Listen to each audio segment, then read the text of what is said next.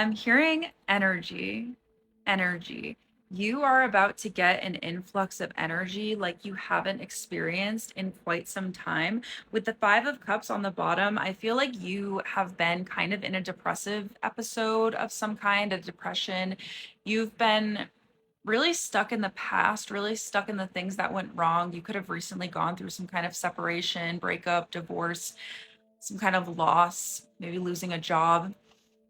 It's been hard for you to muster up the energy to do anything because all of your energy has been spent on just grieving and just being sad and focusing on what was lost, these empty cups, okay? The cups aren't broken, but the ground is broken. Like what was broken?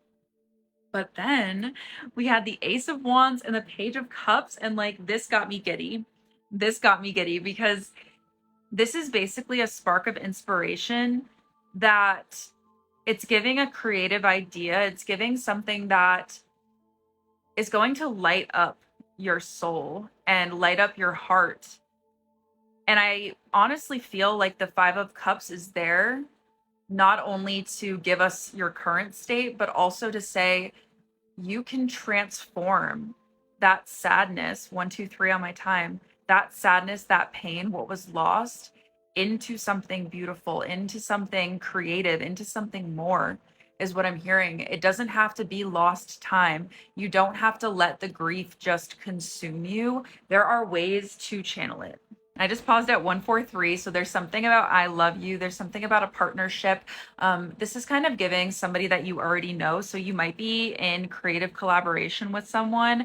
I'm picking up songwriting as very significant. It doesn't have to be that for you. It can be painting, it can be dance, it can be making a short film. Like it can literally be anything, but you are being called right now to explore different creative passions and different creative ideas that might have been simmering in the background, or this could be like a spark of inspiration that you get in the near future. So pay attention and really listen to the calling of your soul. If you get a little itch to do something random, especially if it's creative, go with that itch, go with that spark of inspiration. Just see where it takes you, because I'm being drawn to the imagery of this person being like lifted up into the clouds. Like it's going to elevate your soul and spirit and your mood. Like it's literally like you're going to be leaving that heaviness and that sadness, the depression, the grief behind.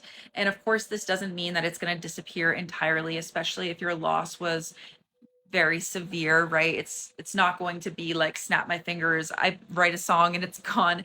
But it's about processing. It's about processing, but also expressing and expressing your experience, your human experience, because there's also something about sharing that with others, posting it online, showing your friends and family, because going through this kind of sadness and grief and depression is already hard enough, but it's so much harder when you have to do it completely on your own.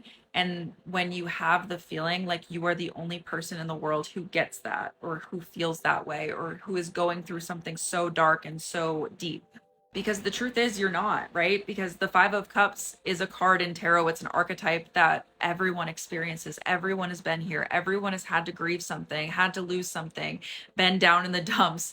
Obviously, there's different levels of severity that people have gone through. But at the same time, like if you create some kind of art surrounding loss and grief, basically anyone is going to be able to connect to that. Okay. Maybe you have some specifics that won't resonate with everyone, but ultimately, like the general feeling is going to be there, and it's going to be, I'm hearing like transmuted out of you into the world so that everyone shares it.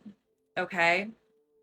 I'm channeling this specific kind of meditation. I don't remember what it's called, but I read about it in a book where it's like compassion meditation, where when someone is in pain, you breathe in and you pretend you're breathing in their pain, and you breathe out and you pretend you're breathing out love to them. And it's basically like, let me hold space for you. Let me carry your pain for a little bit. Let me help alleviate your burden.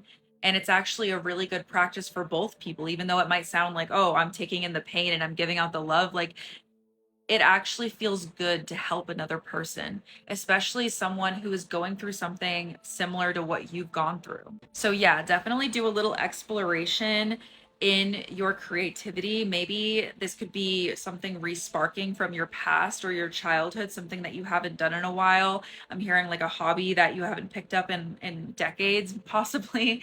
And just experiment and see what's out there, because you're going to find as soon as you pick that thing up that you're meant to be working on right now, your energy is going to come back full force, and the sadness and the grief is going to move through you in such a way where it's not going to be all consuming anymore. It might still linger in the background, but you are going to be able to continue on with your life. You're going to be able to live your life fully again.